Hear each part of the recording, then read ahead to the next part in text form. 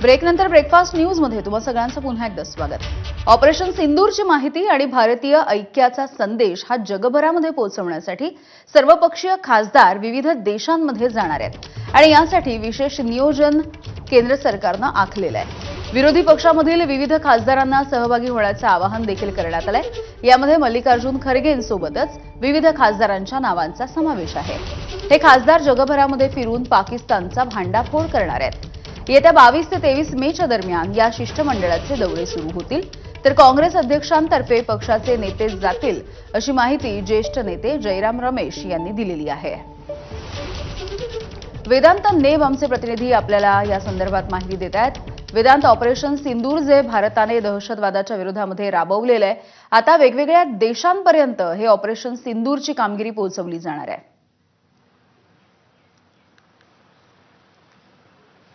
यामुळे ज्या प्रकारे आपण दहशतवाद्यांना कंठस्नान घातलं आणि ज्या प्रकारे भारतीय सैन्याने कामगिरी केली आणि हेच ऑपरेशन सिंदूर आता जगभरात पोहोचवण्याचं काम हे सर्वपक्षीय शिष्टमंडळ करणार आहे। एकतर भारतीय ऐक्याचा संदेश जगभरात यामध्ये पोहोचेल, शिवाय पाकिस्तान कशा प्रकारे कुरघोड्या करत होतं किंवा दहशतवाद्यांना कशा प्रकारे पाकिस्तानमध्ये सहारा मिळत होता, एक प्रकारे पाकिस्तानचा भांडाफोड सुद्धा या सगळ्या दौऱ्यादरम्यान हे सर्वपक्षीय शिष्टमंडळ करणार आहे। त्यामुळे ऑपरेशन सिंदूर संदर्भात जगभरात मेसेज जावा, ऑपरेशन सिंदूर कशा प्रकारे कामगिरी भारतीय सैन्याने केली हे जगभरात सांगितलं जाणार आहे आणि यासाठी वेगवेगळी शिष्टमंडळ तयार करण्यात आली आहेत, ज्यामध्ये फक्त सत्ताधारी खासदार नाहीत तर सर्वपक्षीय म्हणजे विरोधी खासदार सुद्धा एकत्र येऊन वेगवेगळ्या ठिकाणी म्हणजे जगातल्या वेगवेगळ्या देशांमध्ये जाणार आहेत आणि कोणत्या देशात कोण जाणार हे सुद्धा जवळपास अंतिम होत आहे। यामध्ये जर आपण बघितलं तर खासदारांच्या यादीमध्ये जे खासदार या शिष्टमंडळामध्ये आहेत यामध्ये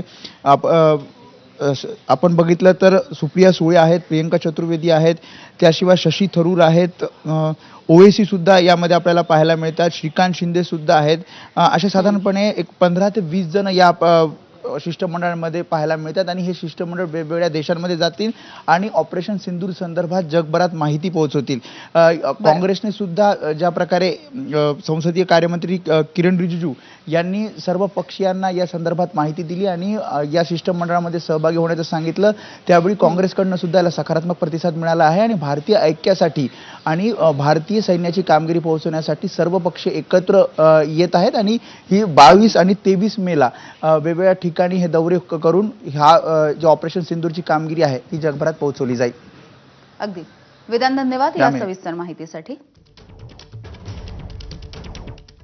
तर ऑपरेशन सिंदूरच्या दरम्यान भारताने पाकिस्तानचे 600 ड्रोन पाडले। भारताच्या आर्टिलरी सिस्टीम, छोट्या आणि मध्यम क्षेपणास्त्रांनी ही धडाकेबाज कामगिरी करून दाखवली। पश्चिम सीमेवरती